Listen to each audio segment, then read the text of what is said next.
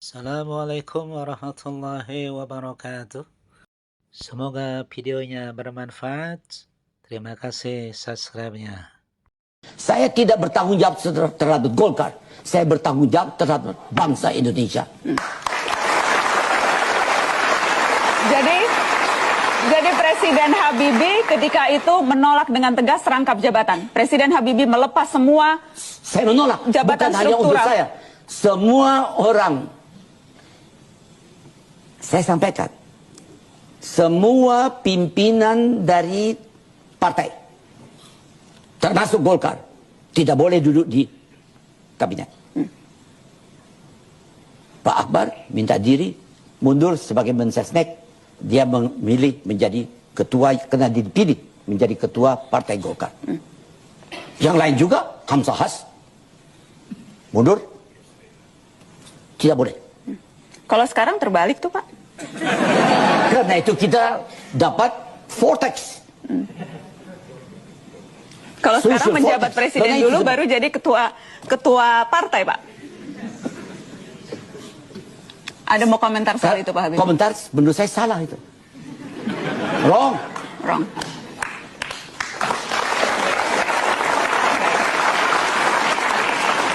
Saya ingin minta komentar Pak Akbar Tanjung. Apa yang dulu membedakan? Kenapa dulu zaman Habibie ketika baru saja masuk era transisi reformasi, baru saja reformasi dilakukan, tapi tampaknya etika politiknya lebih jelas ya? Menjadi menteri, menjadi presiden, ya tidak ada ambil-ambil jabatan di partai. Kalau sekarang kenapa berbalik 360 derajat ya Pak Akbar? Ya itu tergantung pemimpin, tergantung presidennya.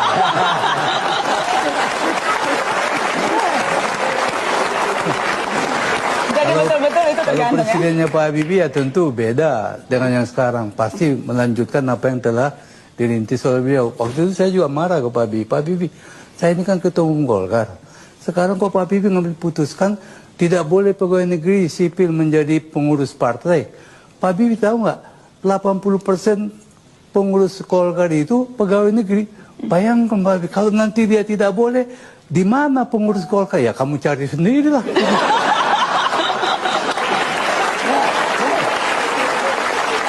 B.J. Habibie yang jenius disingkirkan. Di balik gegap gempita reformasi 1998, ada satu babak yang jarang disentuh dengan jujur, yakni bagaimana seorang jenius, negarawan sejati, dan muslim intelek, Profesor B.J. Habibie dipaksa mundur dari panggung kekuasaan. Habibie bukan orang sembarangan. Beliau bukan politisi jalanan yang cuma bisa orasi. Ia adalah ilmuwan kelas dunia, pakar dirgantara yang dihormati di Jerman.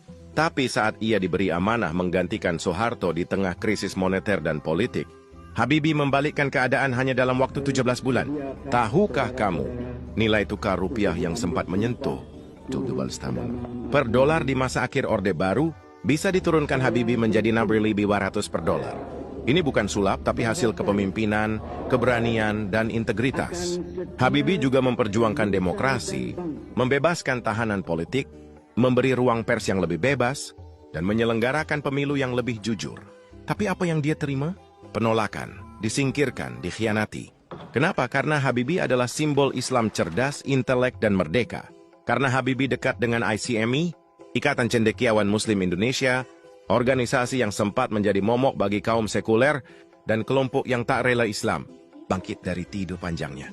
Ingat, Habibie dia adalah pendiri ICMI. Dan pendirian ICMI tahun 1990 itu dianggap kesalahan besar oleh mereka yang sebelumnya memonopoli kekuasaan dan narasi nasional. ICMI adalah kebangkitan kaum muslimin terdidik. Dianggap ancaman oleh CSIS, lembaga think tank yang selama ini menjadi tangan kanan kekuasaan diam-diam. Dan ingat, CSIS bukan sekadar lembaga riset. Di kalangan kritis, SIS dijuluki Cina sekitar istana karena kedekatannya dengan kepentingan bisnis, minoritas yang mendominasi ekonomi nasional. Sejak ICMI masuk istana, CSIS terusik, maka ketika reformasi menggulung Soeharto, CSIS dan kawan-kawan merancang skenario agar ICMI ikut tumbang, termasuk menyingkirkan Habibie. Ketika sidang umum MPR 1959 digelar, pidato pertanggungjawaban Habibie ditolak. Padahal jelas, dialah yang berhasil menyelamatkan Republik dari jurang kehancuran. Tapi karena ia seorang Muslim yang bangkit bersama ICMI, ia harus disingkirkan. Lebih menyakitkan lagi, penolakan ini datang dari partai-partai yang mayoritas. Dipimpin oleh orang Islam juga. Mayoritas yang tersingkirkan oleh mayoritas yang diperalat. Inilah tragedi politik yang tak pernah selesai. Ketika yang cerdas, jujur, dan bersih datang dari kalangan Muslim, justru mereka yang pertama kali dihambat dan dijatuhkan. Seolah ada batas tak kasat mata bahwa kekuasaan boleh dipegang siapa saja, asal jangan oleh umat Islam yang sadar jati dirinya. B.J. Habibie adalah simbol harapan umat. Tapi harapan itu dihancurkan oleh permainan kekuasaan yang takut akan kebangkitan Islam. Maka sejak itu, politik nasional dikembalikan ke poros lama, dominasi elit lama, sekularisme baru, dan Islam yang cukup ada di pinggiran saja. Habibie telah menorehkan jejak kepemimpinan yang bersih dan bermartabat. Boleh nyanyi? Boleh nyanyi? Boleh. Keripik, hai tulang bawang, corona sudah hilang, ganti musim kondangan. Betul? Benar? Keripik, hai tulang bawang, kalau pergi ngaji, cium tangan suami. Satu kali tidak sholat, satu hari di neraka. Satu hari di neraka sebanding 1000 tahun di dunia.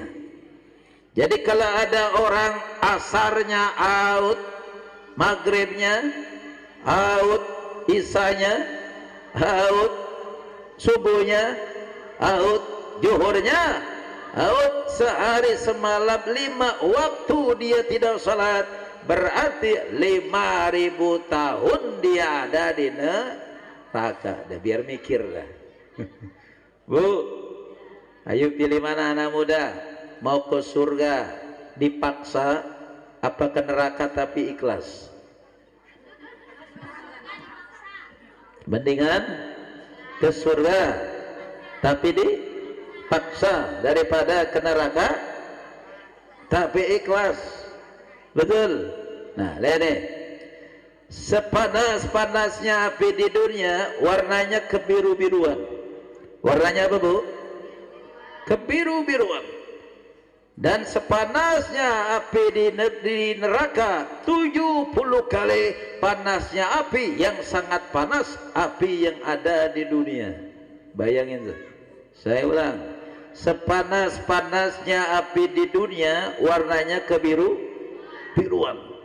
Panasnya api neraka 70 kali panasnya api yang sangat panas api yang ada di dunia.